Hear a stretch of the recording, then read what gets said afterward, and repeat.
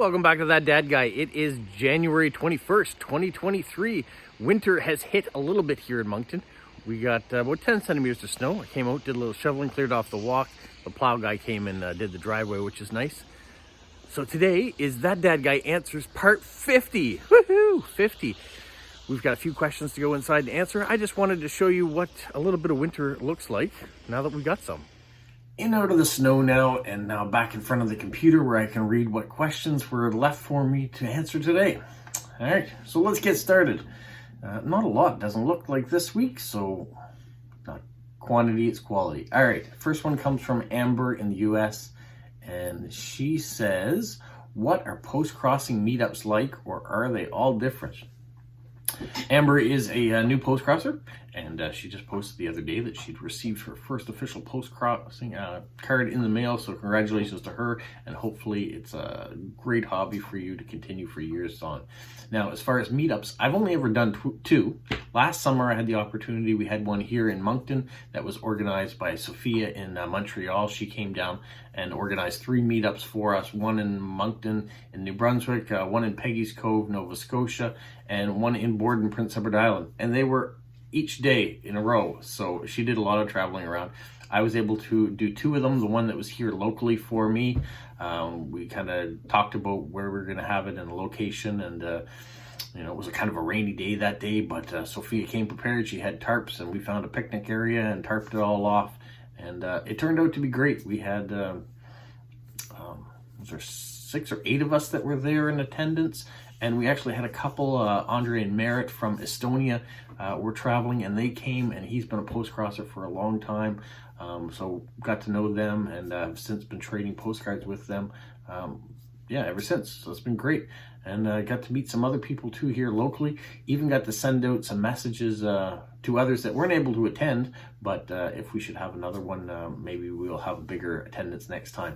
That meetup was fantastic, just to get the ropes to figure out how they're done, and Sophia brought cards that you could trade and swap out with. So there was some of that. There was stamping of all the postcards. So you bought how many postcards you wanted, meetup postcards, and then everybody in the group stamped all the postcards so they were ready to be mailed out. That's what that meetup was like. The one in Nova Scotia I wasn't able to attend. It was the next day. Had other things that needed to be done. And then there was one on the Monday, and I went right from work and drove right there. So I was still in uniform at that one. It was a smaller meetup in Prince Edward Island. There was 5 of us, I think, that were sent for that one. And it was very similar because it was the same organizer. But I have seen other accounts of what meetups are like that have had like 20 and 30 people show up, and they are hectic. There's so much going on, and so many cards you have to stamp or sign or whatever your mode is for writing your name on the cards. But some of those have different events too that go on. Some of them have food. Yeah, every meetup is different. That's the answer to your question. I'm hoping that I'll get to do more in time. Maybe we'll have more here locally, and maybe I'll get a chance to travel a bit and do some meetups in other places too. That would be awesome to do. The biggest things from meetup is meeting the people and creating some friendships that you didn't have before. I certainly do have some people now that I'm in contact with that I never knew before, and we have similar interests, so that's fantastic. So hopefully if you get a chance in your area to go to a meetup, or if you're traveling and you hear of a meetup, the meetups are all posted on postcrossing.com, so you can look ahead and maybe even organize something if you can see that there's going to be a meetup in your area, or if you're going to be traveling to a destination that has a meetup, you should try to get involved and go to one at least. All right, thanks Amber for that question. The next question comes from Lila in the US as well. She says, does the moon have an effect on your mood? Does the moon have an effect on your mood? Well, the moon has an effect on the weather, and the weather certainly has an effect on my mood. That's not what I said. The moon has an effect on the weather, and the weather certainly has an effect on my mood. It's hard to say, it's a tongue twister. So yeah, when it is gloomy out, especially when we were living in Vancouver, they had something called SAD, That's what it's called, seasonal affective disorder. Many people go through it. And when we lived in Vancouver, in the wintertime, it gets very cloudy. It rains a lot. You don't see the blue sky, the sun. You don't see the mountains sometimes that are right there in the background because the cloud cover is so low. And you finally, you're a bit depressed, you're a bit down all the time, you're maybe a little agitated. When you live here in the Maritimes, it does get cold in the wintertime, but you still have the blue sky. So that's what we miss the most, is seeing the blue sky. So yeah, I think on gloomy days when it's overcast and it's not very nice out, or if it's especially cold and you've been inside for a long time, your mood does change. And I certainly have had that as well, that there are days that I'm low and there's days that I'm high as far as my attitude is concerned.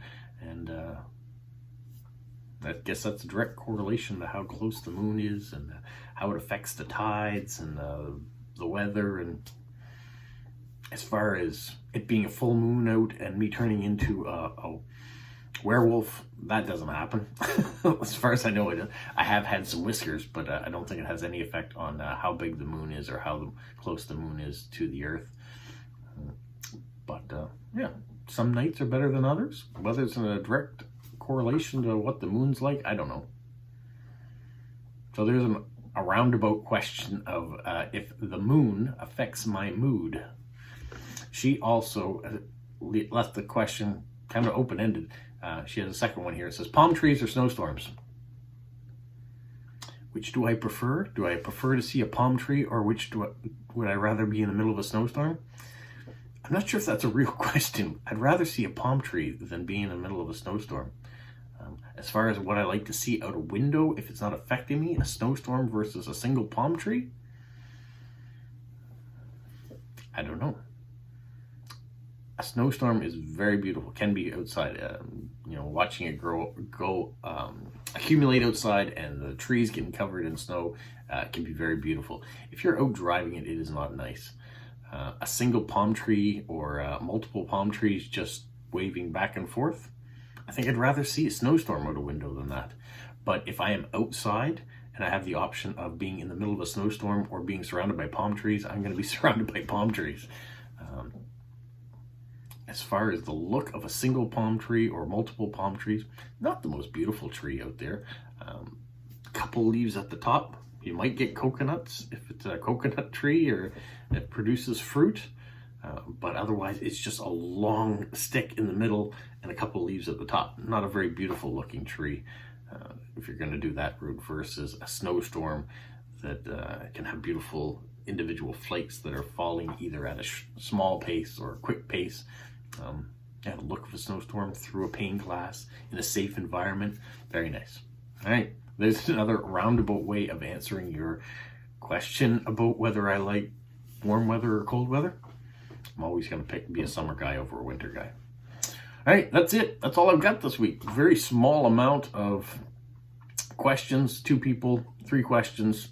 Hopefully next week, where it's 51, part 51, you will have some other questions for me to answer. The big one I'm getting to is week 52. If I can say I've done this for a whole year, that would be fantastic. You guys have kept these questions going. These aren't the most viewed videos I have, about 50 views. I would like to see that increased. I'd like to see more people getting involved in that, leaving me questions, whether it's about post-crossing or stamps or Lego or the Maritimes, whatever. Doesn't matter what the question's about. It's just nice to see people getting involved in the channel, and that's the biggest aspect of having a YouTube channel, is having interactions with others. Until I can do lives and be able to do live interactions, this is how I'm doing my interactions. You guys asking me the questions at the end of the video in these comments, and then the following week me getting a chance to answer them. So for part 51 coming up, leave me a bunch of good questions. But really what I'm hoping for is when we get to part 52, there is a ton of questions. I want to have a great video for that one. And not that each week I'm not trying to put out a great video, but I certainly am looking to the 1-year anniversary video. All right, that's all I've got for now. If you're in a snowstorm area, stay safe. If you just had a little bit of snow and you're shoveling, enjoy. If you're in someplace beautiful with palm trees, send some of that warm weather this way. Now that we haven't had a bad winter, and I'm not complaining about it at all, but I'd rather have the warm weather, as you know now. All right, stay safe, have a magical week. What, Polo? You say like, subscribe, share, and tell all your friends? Who's a good boy? Who's a good boy? Bye.